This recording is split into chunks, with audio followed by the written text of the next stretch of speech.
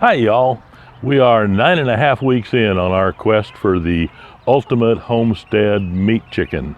Something we wanted to find a meat chicken breed that's dual purpose, but primarily meat, that give a good sized plump carcass in less time than like some of the traditional breeds that we've checked out.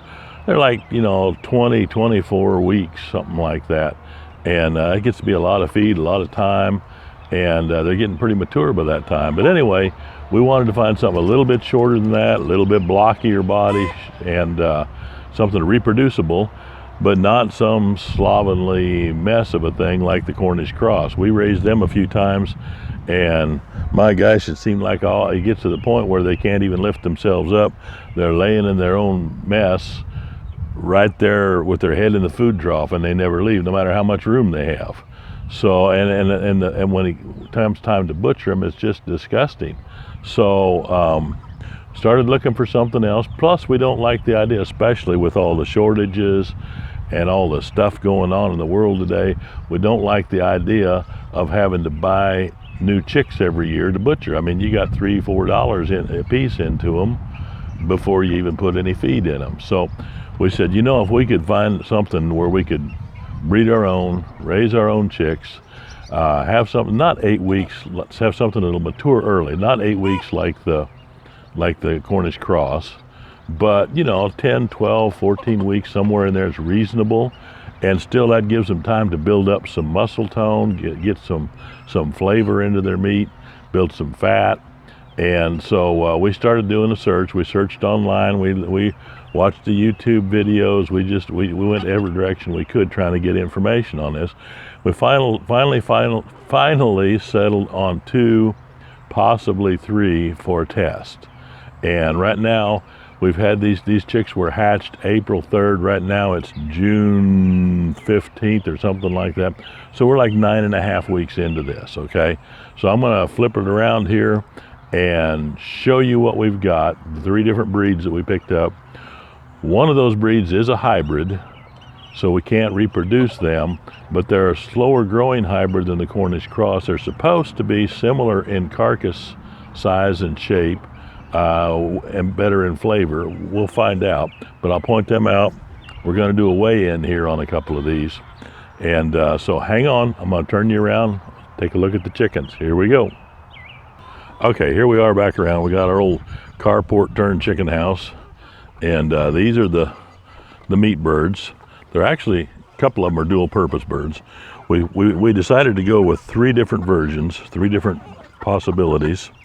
The first I'm going to show you is the ones that are biggest, and you can kind of tell the ones with the red on them. They're not truly a red chicken. They're actually from Murray McMurray. They're kind of like their specialty, I think, although I'm sure others have something similar. They are a hybrid, and they're called ginger broilers. They're bred to have a heavier carcass, earlier maturing than most dual purpose breeds, but still slower maturing and healthier than the Cornish Cross. I understand that Cornish Cross have a lot of health issues, and I know that from our own use or experience with them, and I understand that they really have problems in higher altitudes. These guys were actually developed in a high altitude, from my understanding, and they don't have those problems. As you can see, they're very active, just like the others. There's a big guy under there, and he's just running around like a Rhode Island Red or something. They're very active. They're a big blocky bird. These are 9 weeks old now, and I'm expecting good things from them, but they're not something that we can reproduce here on the homestead. So we're looking for something we can do that with, and so that's where we came up with these. They're called Delawares, and they are a heritage breed. They're almost an endangered breed. About the only thing you ever see about them is people talking about using them in shows for show birds, and we're not interested in that. We're interested in their meat production. Now, these are reproducible, and it's my understanding that they're actually pretty good egg layers. They're supposed to, I think the book says they're supposed to lay 220 to 250 eggs a year. So it's even worth keeping for hens, for eggs. But this guy right here, I think he's probably my biggest. These are every chicken in here is 9.5 weeks old. Now, one thing about the ginger broilers, you can see from this gal here, they're not real uniform in size. There's some great big ones. There's a little bitty one over there, a little bitty hen over there standing next to, there she goes. And they're not real uniform. These guys, these Delawares, are very uniform in size. You can kind of tell the roosters. The roosters have the black speckles down the back, and their tail kind of tucks under behind. The hens, there's a hen right over there at the feed bunk right now. If you look at her, they have more white, less black on them, and when she's not eating, her tail points up more like that right there. And so that's how you can tell them apart. And they're actually very close together. The hens, of course, are smaller than the roosters, as you can see right here. But they're very uniform in size. Most of the roosters are all pretty similar in size. The other breed that we decided we were going to try, because we have some Buff Orpingtons for our layers, and basically they're a dual-purpose bird, but we just have hens. And so I ordered some straight run. Thought, well, I'll check out see if we can get a rooster or two of Buff Orpington to see what their carcass looks like.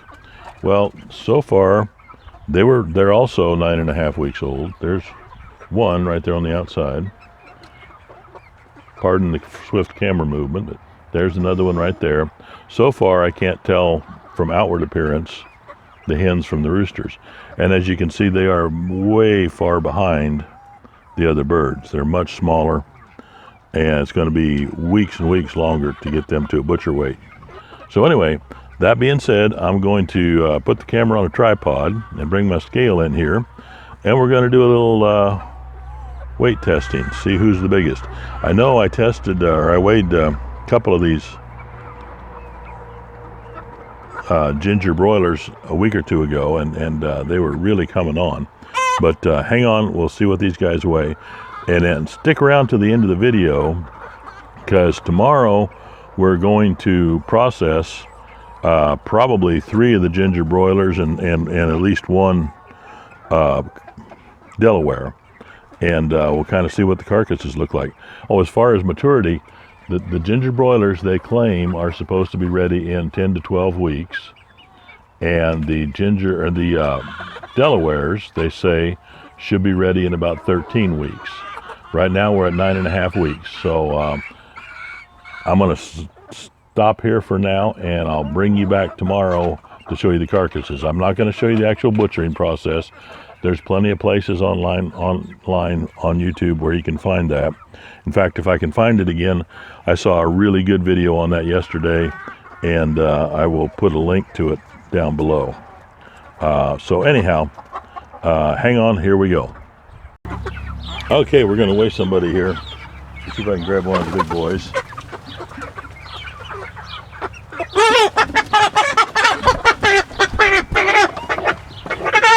Okay. There you go. There you go. You're okay. There, this guy. Okay, this guy volunteered. He couldn't hardly wait to get up here. So we're going to put him on the scale and see if he'll stand for us. And I think I'm in the way of the thing here.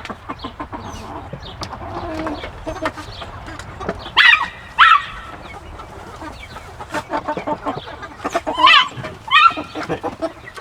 There you go, buddy. There you go, buddy. Okay, I got 5 pounds, 10 ounces. A little over 5.5 pounds. Down. Let's calm you down. There you go. Yeah, there you go. Calm you down. Yeah. There you go. I haven't tried to make pets out of these at all, but they seem to be pretty friendly. I kind of avoided making pets out of them, actually, because I know most of them are going to end up in the freezer. But we try to give them as good a life as we can while they're alive. Be gentle with them and make them happy. Okay, here we go, buddy. There we go. Okay. He's 5 pounds 7 ounces. You see that? So that's pretty close. These guys are actually ahead of what they're been told, what I've been told they would do. Now my buff Orpingtons, usually buffs are real lovey and pet-like, but they're the wildest ones I've got right now. So let me see if I can get one.